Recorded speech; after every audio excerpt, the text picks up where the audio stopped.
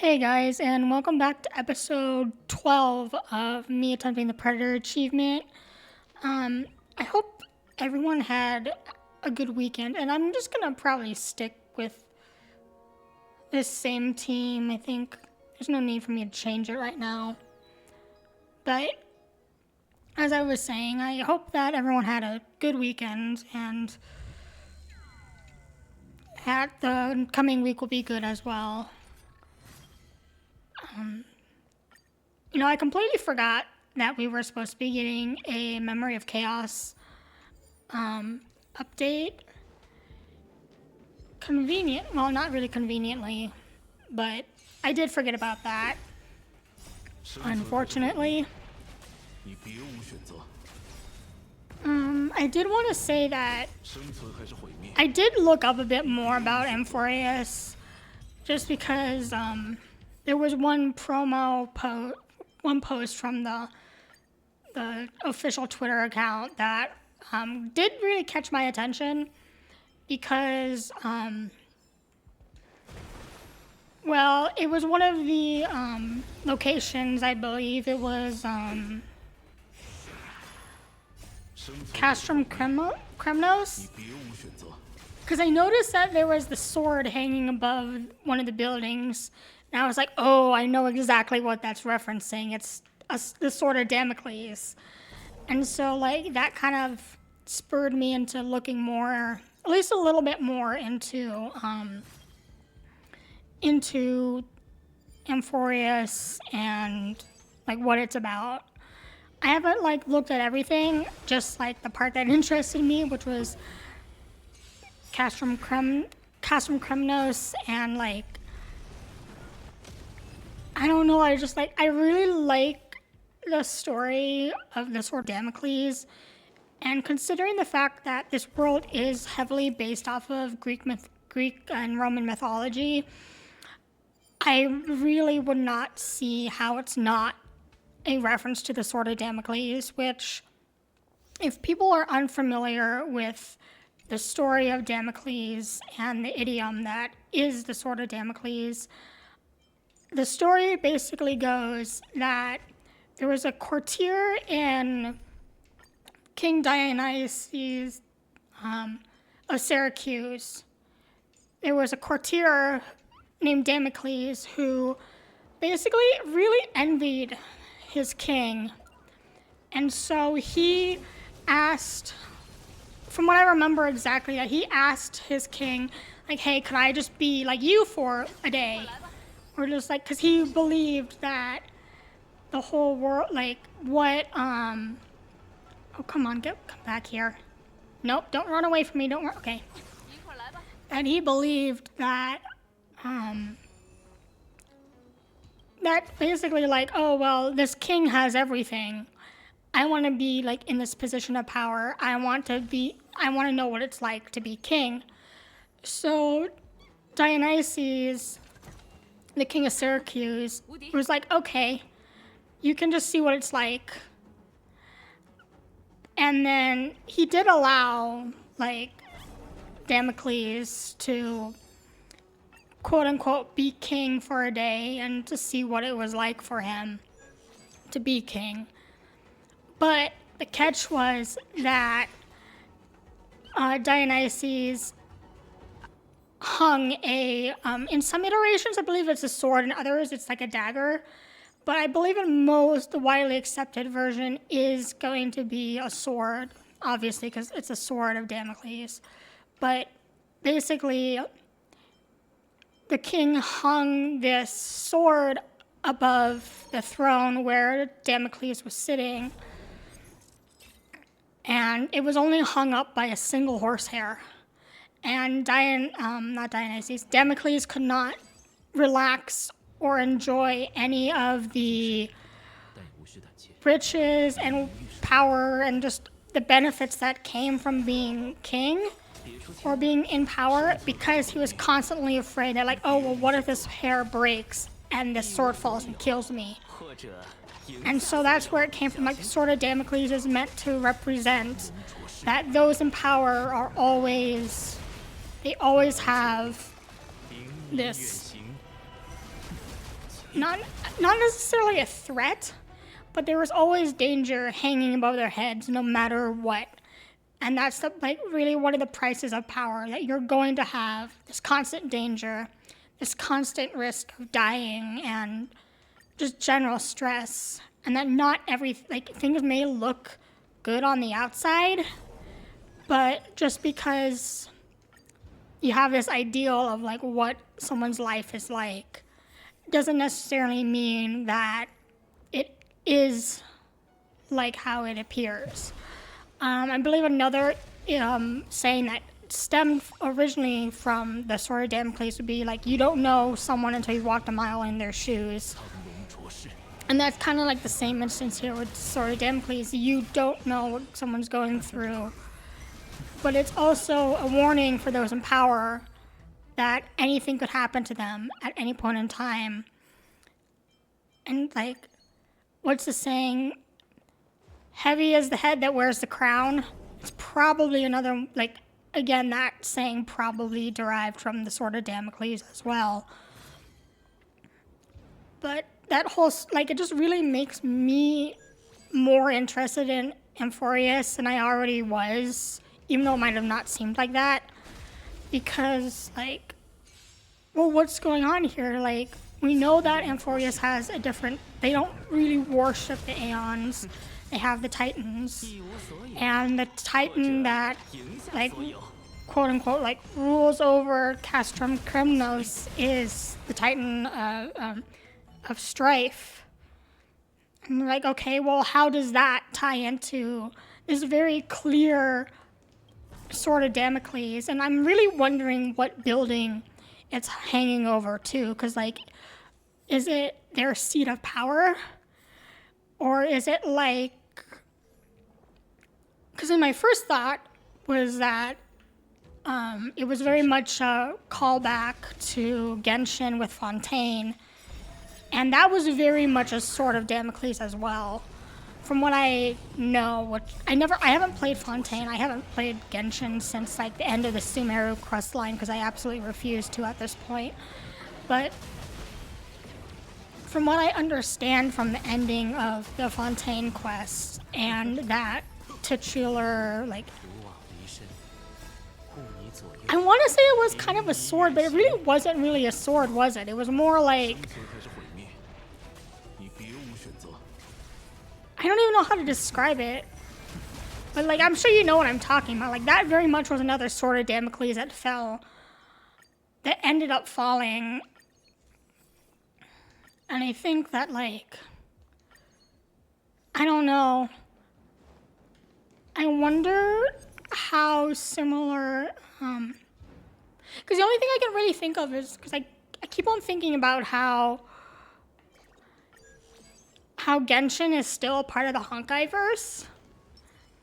And it really makes me wonder, like, because I'm, in my brain, I'm constantly like, oh, well, how does this connect to this thing? And how does this thing connect to another thing?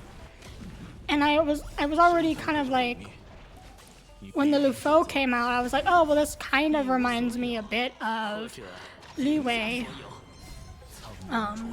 In a weird way, if that makes sense. I mean, it kind of does, because, like, in Genshin, you went from Mondstadt to Liyue, and then in Star Rail, you go from the space station to the Lufo. So they're both, like, Asian-inspired worlds or areas in the game. So it does make sense that, like, oh, there's these connections. Maybe not obvious, but there are, like, some small ones here and there. And so I really wonder if there's going to be a lot of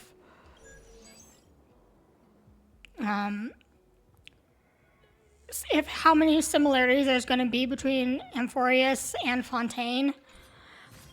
I mean, aside from the fact that we have both of them very clearly have references and allusions to the Sword of Damocles, but it's also interesting because you can note that Fontaine, I believe, fully introduced the different dragon sovereigns within,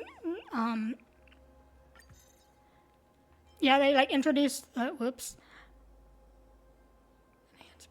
they introduced the dragon sovereigns which was a completely new subset of power compared to the Archons.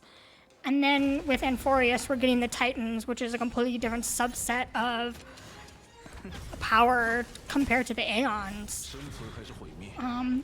So there's probably some lore theorists out there that are like, oh yeah, I already know about all this. You haven't discovered anything new, which is like fine. I indulge with lore when I can. I am not obsessed over it. But I like, aside from the fact that like, I love Greek mythology and everything, so I would like, when I heard that this world was going to be based off of Greek mythology, I was like, oh, this is going to be really cool. And now that I'm noticing that there's more connections between, I mean, quote unquote connections, are probably just like, I almost want to say coincidences, but I know it's not really that much of a coincidence, because I feel like with a lot of things, Hoyo purposely does it. So they might be coincidences, but they might not be. We don't know yet. But like, the connections that I can draw between Fontaine and Amphoreus are already pretty like, oh well, this could be lead for a very, very interesting storyline. Just from like what I know, because even though I haven't played the Fontaine quest, I'm spoiled for the whole entire thing. So it's like, oh well. Or at least the ending. I know how it ends.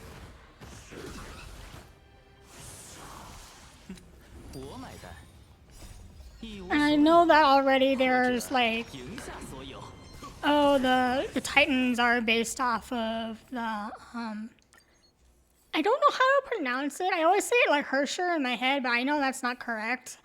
But you know, like, what I'm talking about, like, the, yeah.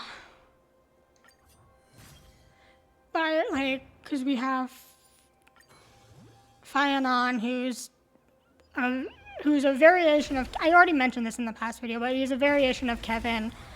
And then we have, I know there's one that's supposed to be based off of Alyssa. But I don't know if there's any others that are based off of the, off of other characters in Honkai Impact.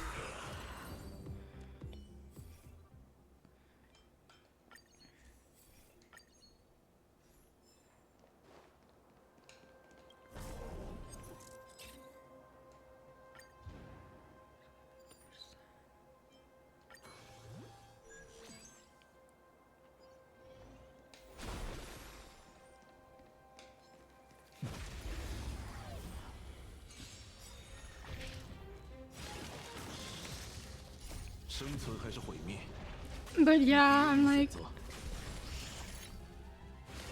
I don't know, I need to look more into Amphoreus before, but I also don't want to like be spoiled by anything. Like, I know that what we have, the clues and the information that we have already isn't technically spoilers, but I do always prefer to go in blind sometimes to things, especially when it's something like I'm invested in.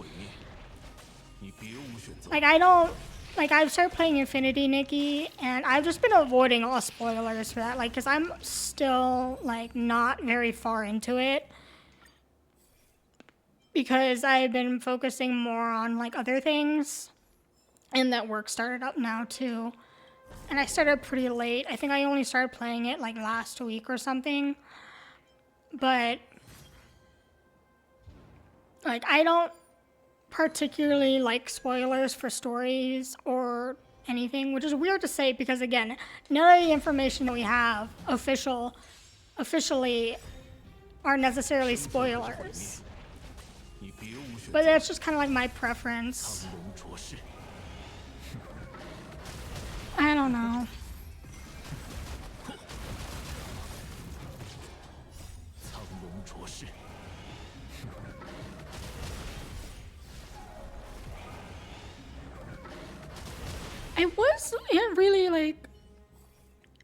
I'm really curious about how they all, like, because we already know that so many of the characters are, like, they're aligned, they're aligned with, like, characters or like entities, or the Titans, I guess, that are clearly based off of different Greek mythos entities and gods.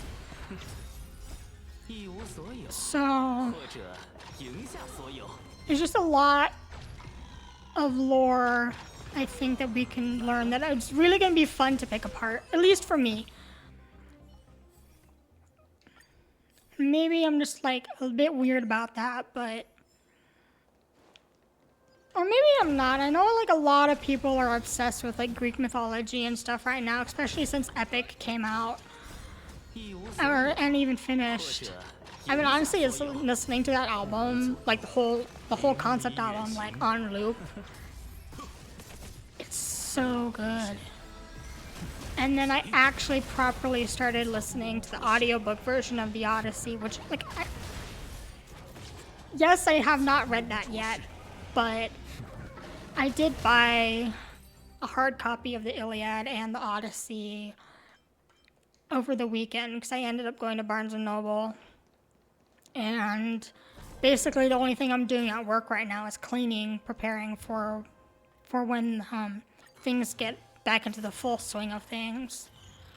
So I'm like, I don't have anything else to do. I can either listen to the concept album for Epic on loop, which I had been, or I could listen to the audio book version of the Odyssey, because at least that gives me something to do while I'm like scrubbing walls. I'm like, yeah. So like I think it sounds really weird because obviously they didn't plan for Amphoreus to come out around the same time as all this other Greek mythology things were coming out or having been out or in people's interests, but I do think that it will draw in a lot more people with just like the pure interest that comes from, let's go down, that comes from Greek mythology just being like a part of it, if that makes sense. Like, call me a shallow person, but if something that I really enjoy happens to be in like a media, then I will 100% get into that media. Like, there are multiple instances where I started a TV show or I started watching an anime purely because one of my favorite actors or voice actors was in it. Like, and that's how, like I'm sure that happens to everyone, that like there's, like, you may not necessarily give something a second look unless it had someone in it that you knew or really liked. And that's how I actually discovered a lot of pretty good movies. Because one of my favorite actors, Cillian Murphy, he is in so many more obscure, film festival films. And they're all like,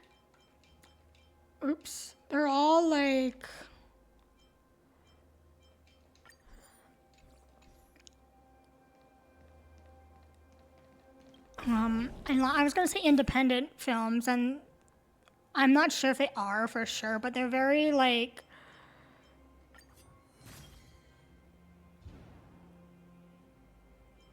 I was not paying attention there. Oh well, they're very like obscure and not well known. Like one of my favorite movies that he was in, it's called Red Lights. It's a 2012 movie. I think it was the Sundance Film Festival back then. It was like part of that year's collection. Very good movie. It has I can't remember. Sigourney Weaver, Robert De Niro. It has a horrible, horrible rating on Rotten Tomatoes. I think it's like a 20%. It might be less or more. I honestly do not remember. I just remember that it was very low. And it's funny because it is genuinely a good movie, at least to me. Obviously, if you're one that only like follows like Rotten Tomato reviews, then you're gonna be like, I don't want to watch it. But it generally is one of my favorite films ever. It's basically about these psychic debunkers that go up against this like famed psychic who's played by Robert De Niro, and then Cillian Murphy is like the main character, and he's set out to like debunk psychic abilities as like being fake. And I'm not gonna spoil anything about this movie, but please go watch it. It's really good and I highly recommend it. There's a few other of his films too that I really like. It's definitely not everyone's taste because it originally was a play, but it's an Irish film / play called Disco Pigs. So it's very confusing. It's kind of like not necessarily disturbing. Well, I mean, it can be definitely disturbing if you're like not really into like really heavy topics and like violent. Well, there is some violence in it, but it's not like heavy in the sense that there's a lot of it. It's just the circumstances surrounding it is very, very, it's just a lot, and it's very well done for such, for an adaptation of a play.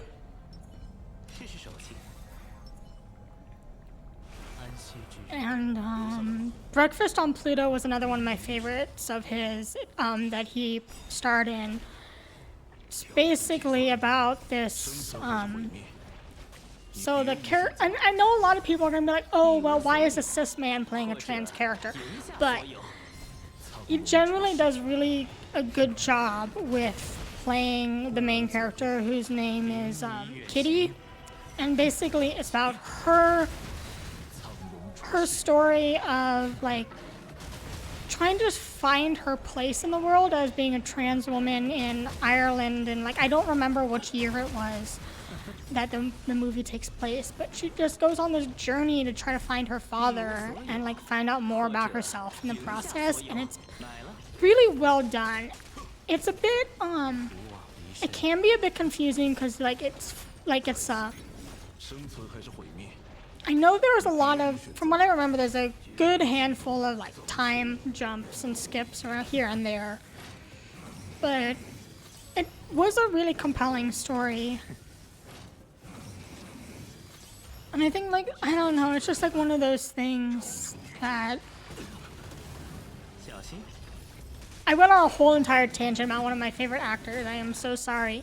But like my point was saying is that like my interest in like the Sword of Damocles and all the iterations of it really got me more invested into Amphoreus than it would have otherwise.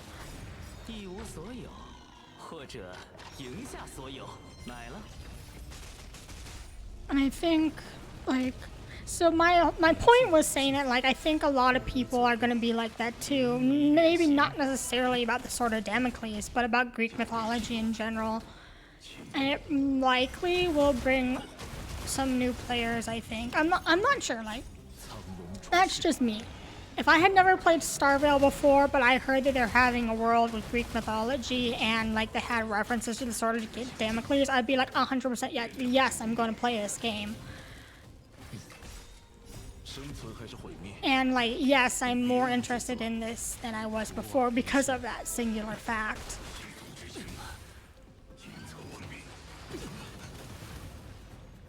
Ironically, I'm more excited about the lore than I am about the new path. Which I don't, like, I guess that makes me, I don't know, I was gonna say that makes me a lore player, and I definitely do play for the lore, but like, as I said before, I am not, like, so invested in it that I know every reference and every bit of information, because I don't. I just, I like what I can process in my brain. Which, whether or not I remember all of that is another question.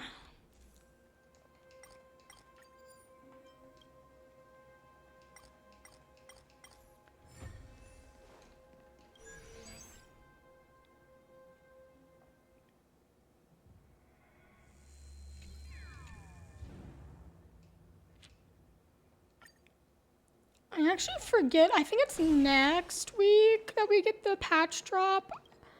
I genuinely do not remember. I'm pretty sure it's next week.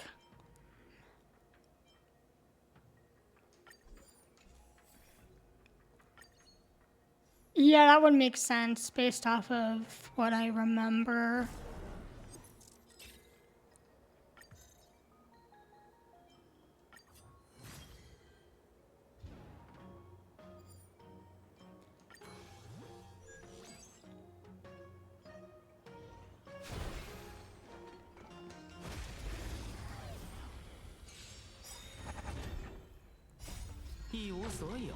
See, now I talk too much and I have nothing else to say right now, which is probably good for you for people who have actually been listening to me rambling on and on and on about random stuff.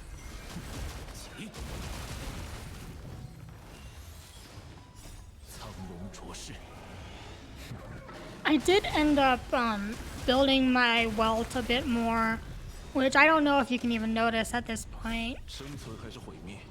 I mean, it's kind of hard to tell how a character actually how a character runs when you're doing like stuff like this because of all the boosts and other things. I was going to build him as like a sub DPS again, but I ended up just going with what I had because I couldn't like farm. I didn't want to farm that much. I mean, I wanted to farm as much as I could, but at the same time, like, I wasn't too picky between going for a sub DPS or a support role. I think, like, with Welt, even though he has the... I think he is at, like, an average speed. I don't remember exactly. Ah, shit. Okay, well...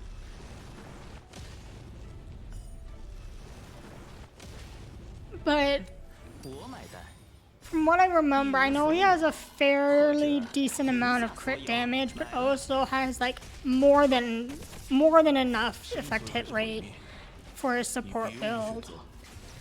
His attack is still low, which I want to get that up at some point, but for right now, the effect hit rate is fine. I think it's like at... Let me check that real quick.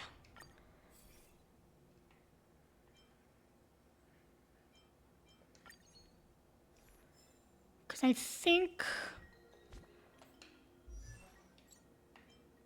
Oh, okay, he is kind of fast, but like his speed and, I mean, his attack and HP are kind of low. But I have like... Yeah, a 60 effect hit rate, which I think is more than what is required for the support build. I do not remember. But even then, he's like only a...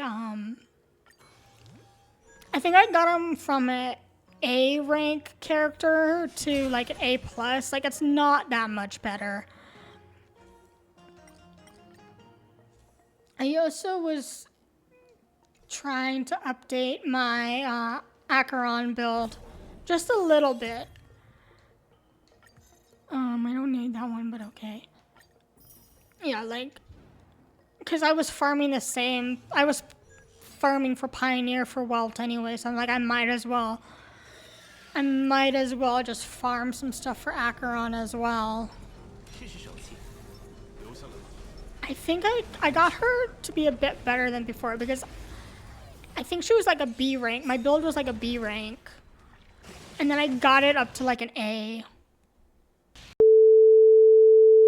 Hi, sorry that happened. I'm gonna definitely have to fix that, but my game had just crashed in the middle of the fight, and I genuinely don't even know why. But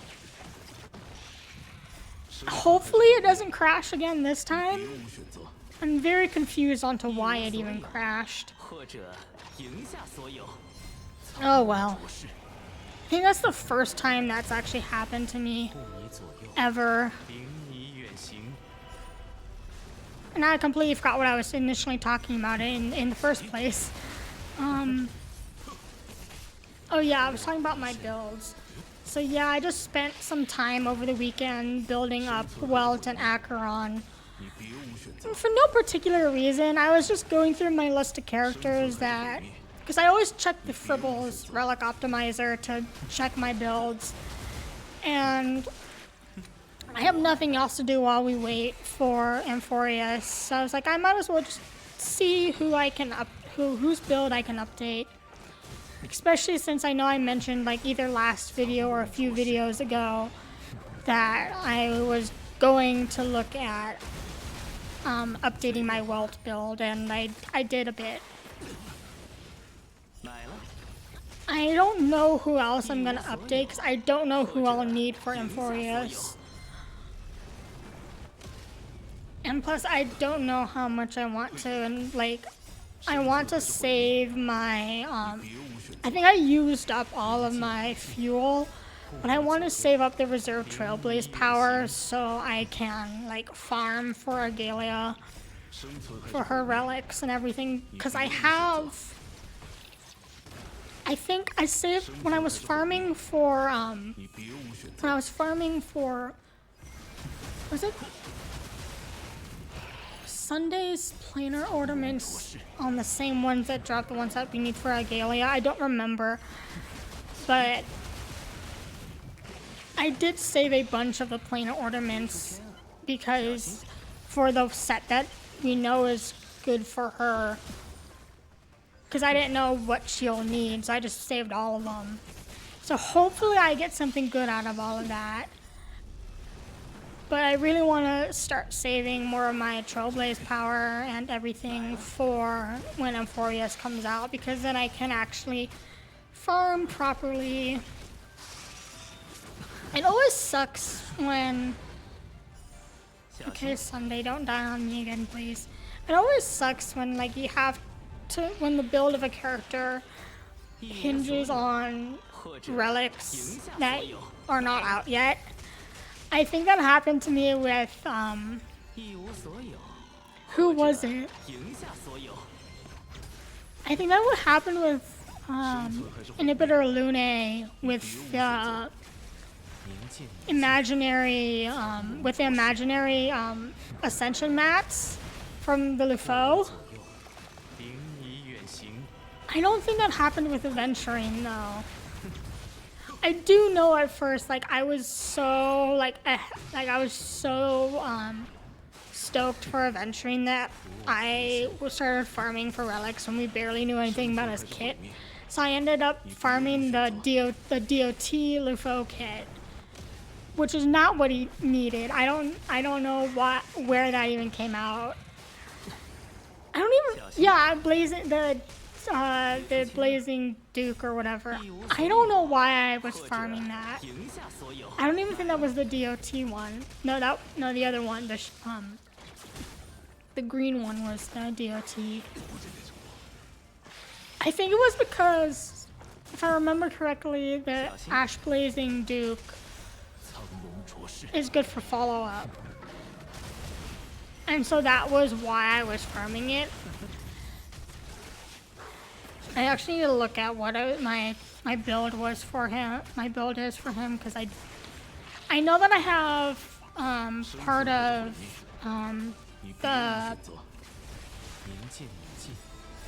the shield build. Yeah, so I have him on Pioneer and on Knights, but I know for a fact that I was farming for Grand Dukes first. So like there is, okay, there goes Sunday. So there was definitely like a margin of error there. A huge margin of error, but like those relics ended up being put to use anyways with other characters, so it was fine. But it's always just a waiting game for new relics for characters. 随便花。生存还是毁灭，你别无选择。